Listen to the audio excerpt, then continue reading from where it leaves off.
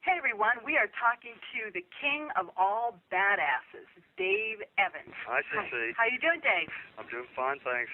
I have to say congratulations on your new signing to DA Records. Oh, yeah, thanks. That's great, yeah. Destroy All Records seems to be the appropriate label title for the king of all badasses. Yeah. Now, listen, I got a question for you before we go into our lengthy interview. How did you get the name King of All the Badasses? Well, I can thank you Americans for that, really. Really? Badass here in the United States, the connotation is that something's badass, it's really good. And oh, okay. And so people are saying that your music is so badass, and after they see me on stage and meet me, they go, "Man, you're the king of all badasses." I just kept getting that. And, so I guess it sort of stuck, really, king of all badasses. I mean, people know what's badass in this country, and say I'm the king of all badasses, well, they should know what they're talking about. So I got the crown, and so I'm happy to wear that. And, of course, my backing band, here in Dallas, I'm based in Dallas these days, Texas. They're obviously called the Badasses. Yeah. For the people that don't know or realize, Dave Evans is one of the founding members and original singer to the band AC/DC. Yep, that's something that I'm proud of, I guess. There's only Absolutely. There's only 5 founding members. There can only ever be 5 founding members, and I happen to be one of them. I was only with the band a short time, really, I guess about 12 months all up. It doesn't matter. You made history, sweetheart. And a hell of a lot happened in time, believe me. Oh, I'm sure it did. By the time I started with the band, we were onto our 3rd bass player and drummer, and our 3rd manager, and already had a hit record out. And, so a lot happened in that time. In a short period of time. Exactly. Well, you know what I'm going to do? I'm going to bring you way, way back, okay, honey? I want to know, where are you from? Well, I was born in Wales, in Carmarthen in Wales, in the United Kingdom. Okay. And the family emigrated to Australia when I was 5 years old. Wow. So I grew up as an Aussie, a very proud Australian, although, of course, I'm still proud of my Welsh heritage. I haven't got much family in Australia, to tell you the truth. Most of my family is in Wales. And, okay, so in the UK. I do visit there now and again to the land of the Red Dragon, and I've been all over Wales and the UK, and the world for that matter. But yeah, that's my heritage, my background. So you're only there at 5 years old. In Australia, yep. Did you think about singing at 5 years old? We were singing before that. Really? Yeah, well, Wales, I mean, if you know much about the Welsh people, we're known for singing, amongst other things. I said singing, not sinning. I guess both. I heard you the first time. Okay. And tradition in Wales to sing, everybody sings. In Wales, my family sang. I sang when I was a little boy before I went to Australia. My father was on stage, local productions and stuff, singing and acting and that kind of thing. So we sang around the house. We sang together. We played records and sang together. I mean, everybody sings. And my family, my father was a fantastic singer. My aunties, great singers. So I really had to try and prove something to be anything in my family because they're all bloody good. So you had it in your blood then. It's a genetic makeup for you to be able to sing. Yeah. Wow. And what I want to know is, tell me what it was like growing up for you out in Australia. Well, it was a little bit different. We moved to North Queensland on the coast in Townsville, which is absolutely beautiful. It's paradise there. But we shortly after moved west and across the Great Dividing Range, and it was just dry, brown, not very hospitable, really, coming from the green valleys of Wales. Right.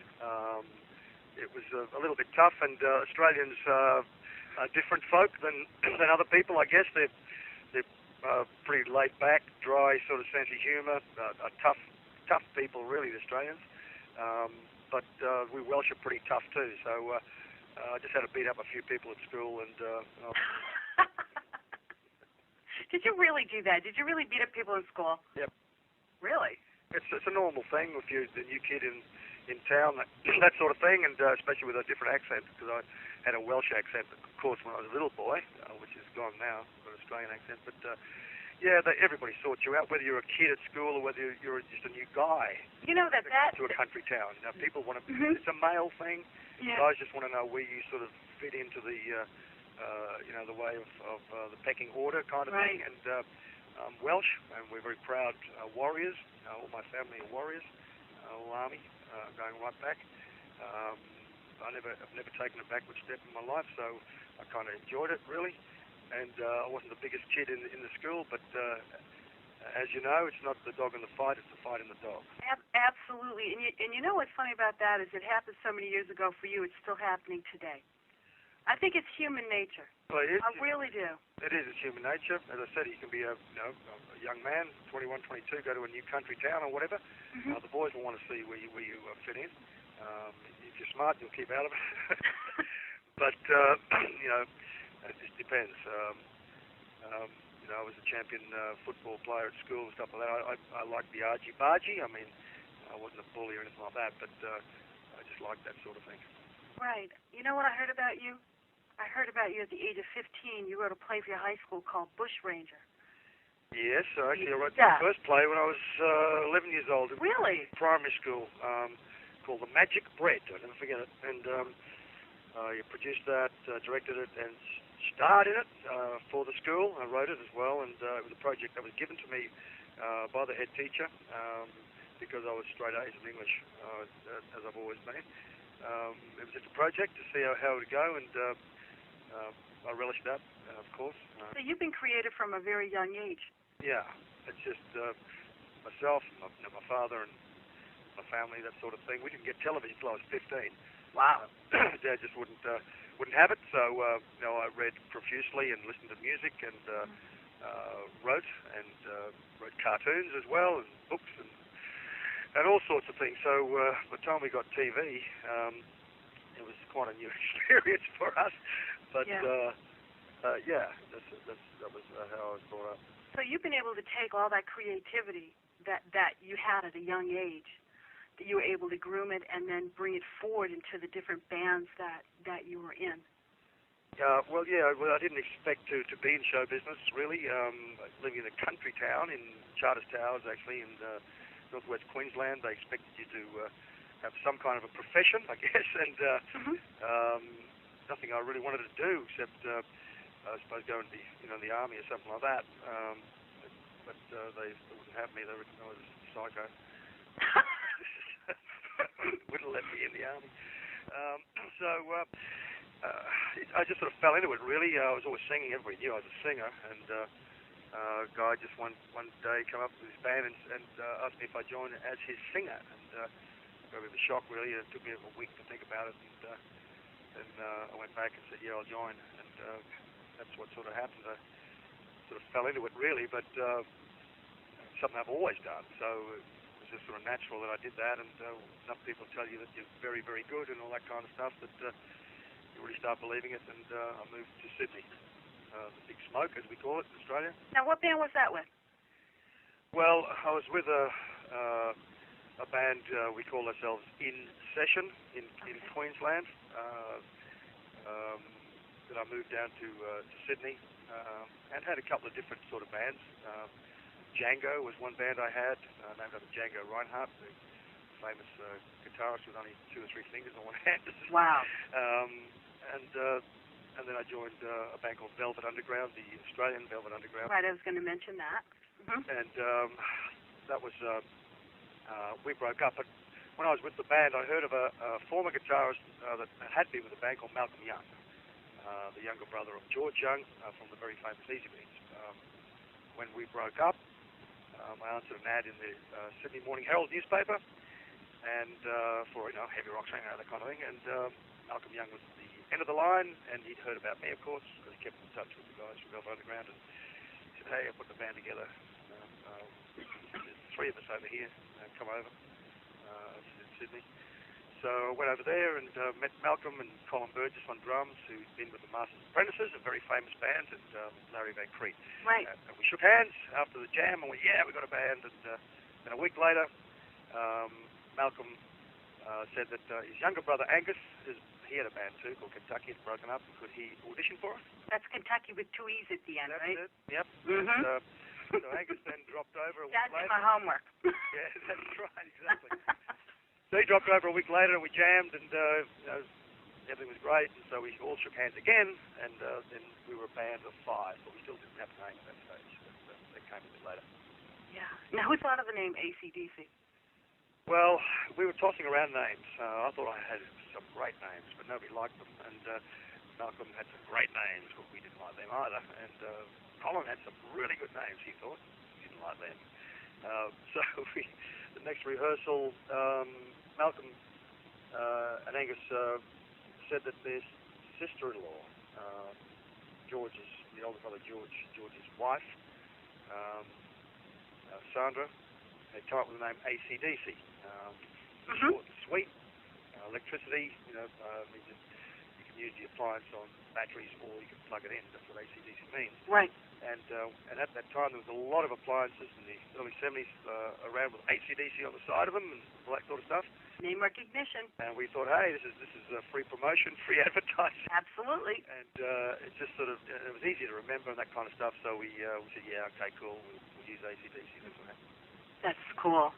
Cool. Just simple. Yep. Sometimes simple is the best. Yeah. Now, you were in a band called Rabbit? Yeah, after my split with AC/DC, Uh-huh. I joined Newcastle band Rabbit. I'd seen them a couple of times at Checkers nightclub, where AC/DC actually did our first gig there at Checkers nightclub, which was the top night spot in Sydney. So I'd seen them play there. They're a wild band, and this singer didn't really suit them. He'd split, and got word that they were looking for a singer, and they came down to see me in Sydney because I wasn't with AC/DC anymore. And we all shook hands, went up there, and it was a wild band on stage, and we were wilder off stage, I think. But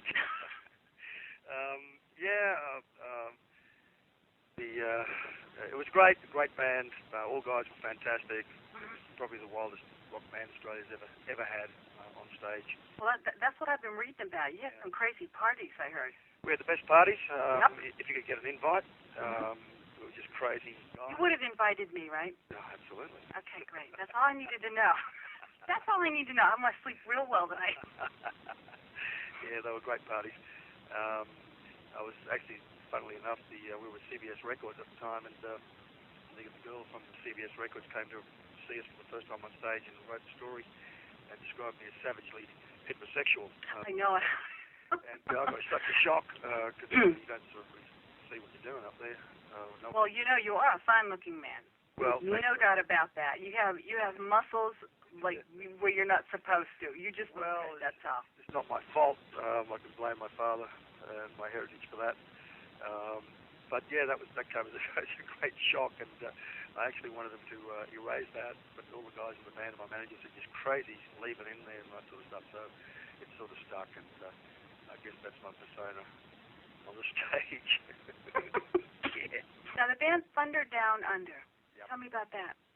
After Rabbit broke up, a few years later, I obviously had songs that I wanted to write.